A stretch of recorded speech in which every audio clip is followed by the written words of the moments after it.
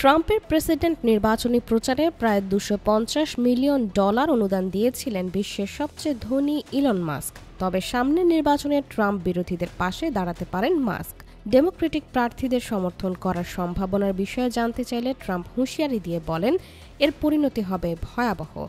এর আগে গত বৃহস্পতিবার সামাজিক যোগাযোগ মাধ্যমে একটি ভোট আয়োজন করেন মাস্ক। সেখানে মাস্ক প্রশ্ন রাখেন, আমেরিকানদের ঠিকমতো উপস্থাপন করার জন্য যুক্তরাষ্ট্রে একটি নতুন রাজনৈতিক দল গঠনের প্রয়োজন আছে কিনা। এ প্রশ্নের উত্তরে নতুন রাজনৈতিক দল গঠনের সম্মতি জানায় 80% মানুষ। এরপরই মাস্ক আরেক পোস্টে লিখেন, জনতা রায় দিয়েছে, যুক্তরাষ্ট্রে নতুন পার্টির প্রয়োজন রয়েছে যা 80% মানুষের প্রতিনিধিত্ব করবে।